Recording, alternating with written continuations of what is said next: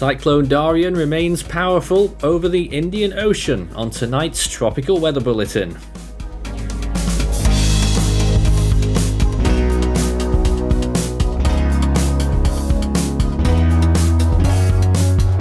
And now the latest around the wide world of tropics. Tropical weather bulletin for December 24th. Right now we have Cyclone Darian, and a major system, a real ace generator in the open Indian Ocean, and Tropical Depression Ellie, which is moving inland and has weakened since the last update, well into the interior now in the Northern Territory of Australia. Looking at the Atlantic, it's 159 days until hurricane season restarts in 2023, and we're all hoping for a quieter year next year. It's been a little quieter than recent years this year, which is good news, although of course we still have those big hitters, Ian particularly on people's minds. Ellie moving inland in central Australia, you can see it there on this image, moving gradually south-southeastwards. Rumblings that its remnants could spawn another system off the coast in the fairly distant future next week. In the South Indian Ocean, Cyclone Darian strengthened again earlier today and reached Category 4 status for the second time. It's still edging westwards, but it will start to have a pretty pronounced south and maybe southeasterly turn in the coming hours. And in the North Indian Ocean, there is still a marked tropical depression. Certainly a system up there, whether it's a depression or not, is a big question mark. Blowing up a bit of convection, still out over the main part of the Bay of Bengal, not really affecting land yet. Let's check the latest satellite imagery across the Atlantic Ocean right now, and you can see that cyclonic force moving off the US East Coast and all that really cold air that came in behind it, producing some historic low temperatures recently across the United States, as we all know. In the Atlantic itself, it's pretty dry, especially in the tropical zones. In the Eastern Pacific, you can see it's not as dry, except in a few locations, a big line of dry air moving across northern Mexico, but in the tropics, there's a few little systems blowing up there, and there was one I was looking at with half an eye, and that appears to have completely been destroyed. Taking a look at what Darian has been doing in the last few hours, it was looking good earlier on, although big questions about whether it was a strong Category 4, which is what the JTWC was suggesting, and some people were having it quite a bit lower due to its poor microwave appearance. Either way, it's certainly battling right now with an unfinished eye wall, certainly not closed right now, and that really takes some points away from its intensity. Probably still good for 140 mile per hour though at this update. And this is what's left of Cyclone Ellie, still a tropical depression quite clearly, with convection still blowing up quite nicely, moving gradually to the south-southeast there, and a lot of convection in its vicinity as well. So it is a big rainmaker. It can still produce over 300 millimeters of rainfall ahead of it as it moves further inland. Western Pacific looks like this. There's a few little tropical rumblings there across either side of the Philippine Islands, but generally it looks like that big trough has had its way with that system. But GFS still suggesting that maybe there's a tiny little chance in the Sulu Sea there that we might get something spinning out of that. Keep watching.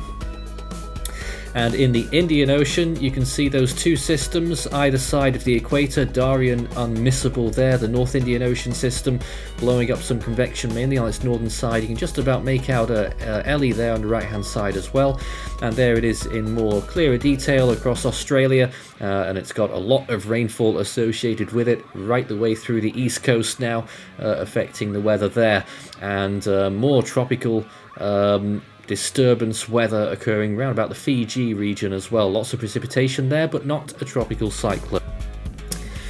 Sea surface temperatures remain fairly similar to what they have been in recent days, still holding on to some 28s in the Eastern Pacific, although it's really not worth very much, and the Caribbean cooling a little bit more as well. Not many areas holding on to 28 there anymore now. In the Atlantic Ocean in general, those temperatures creeping downwards, and you see the North Atlantic there, the ice and the cold temperatures creeping round the Labrador coast towards Newfoundland. In the Indian Ocean, still warm temperatures here, 28 degrees plus around the equator, of course, and in the southern hemisphere, Darian still over decent waters, around 28 degrees Celsius. It's got to be careful for upwelling, it's moving slowly. And in the Australian region there, still plenty of fuel where Ellie was. Of course, it didn't really do very much in the end, but still 30 degrees Celsius waters there, all along the Australian coastline and into the South Pacific. Western Pacific as well, still looking warm there for the Philippine Sea. It hardly ever shuts down, that basin, so you can't be too sure. The anomalies, it's half and half in the Indian Ocean actually, a few areas below average. Around the Australian region, fairly warm, but not as warm as it used to be compared to average. It's the South Pacific that's really got the warm anomalies now, as well as the Western Pacific to an extent, and the La Nina effect still there as well. The oceanic heat content showing very high values around the Solomon Islands through northern Vanuatu, and it's creeping closer towards Fiji now and reaching Samoa.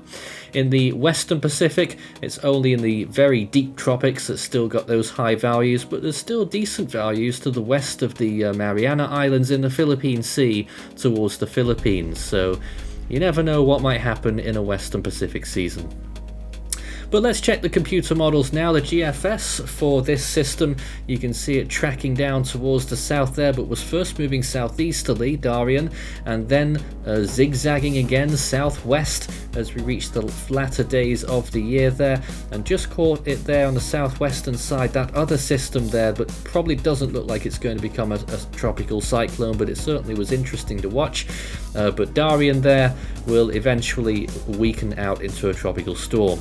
In the longer range, we can follow it further, reaching the 30th, 31st of December. Will it survive into the new year? It's still got a chance. There it is again, and it looks like it turns post-tropical just before the turn of 2023. That's certainly going to be one of the big debating points that we're going to have in the next few days, mainly for fun because it won't be affecting any land areas. It will be a fairly powerful extratropical cyclone in its own right, or at least it will transfer some of that energy. Australian region for the same period. This is day 5 to 10, remember? A potential cyclone there in the Gulf of Carpentaria that spins up, and another one there possibly in the Coral Sea that forms from non-tropical origins, but there's that Coral Sea one now that was originating from the Gulf of Carpentaria, becoming a substantial cyclone in the first days of January there, becoming a category 2 by the looks of things. It scoots on towards the southeast there, and that is a track that we can often see in this part of the season, so keep watching out for that. It has been consistent so far. Scan the barcode and take a look at the Force 13 merch store. Hoodies to keep you warm, and are still waiting for Honey t-shirts as well. Still available, although you probably won't get it in time for Christmas now unless you have some mad delivery people. Anyway, in the Scilly range, this is what we've got day 10 through 16, a potential system off the west coast of Australia now, and there it is, very, very broad, and maybe just about getting to cyclone status there as it moves mostly inland. Another interesting one that might actually strengthen as it makes landfall, or indeed is over land. We get that quite a lot, disproportionately so with the Australian coastline, the brown ocean effect, and there it is possibly in play again there.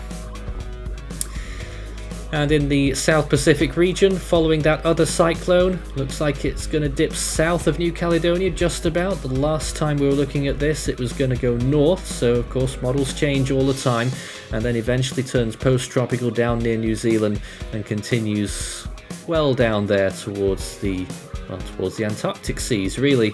And there it is once again, category 2 at peak there, but that is extremely long range. I wouldn't put any faith into that yet, but there is a little bit of consistency creeping in with that, and it may be something to watch out for as it gets closer towards our 5-day period. Well then, what happened on this day? You might remember on December 24th, 2017, we had Typhoon Tembin, which was peaking on this day, just about scraped to typhoon status as a category 1 to the west of Palawan, the southern part of Palawan, off to the west of the Philippines, and was headed towards the southern part of Vietnam. Quite an unusual place for a typhoon to be, but it can happen, especially at this time of year, late season, and there it was. Nothing else active on this day in 2017 at least. And back to this year, the next name on the Atlantic naming list, surely not, will be Owen, in the Eastern Pacific, Seymour, and in the Central Pacific, Hone. Yeah, right. 93 storms so far this year, that's beaten out the average by 1 so far, still chance to see more yet as well. In the Western Pacific, the next name is Sanvu, regardless of year, and in the North Indian Ocean, it's Mocha. In the Australian region, the next name is Freddy.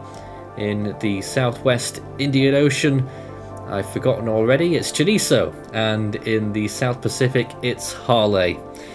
We're taking a short break for Christmas now, so we'll be back again with our next Tropical Weather Bulletin on the 27th. Have a great Christmas from the Force 13 team and our Tropical Weather Bulletin crew. Good night.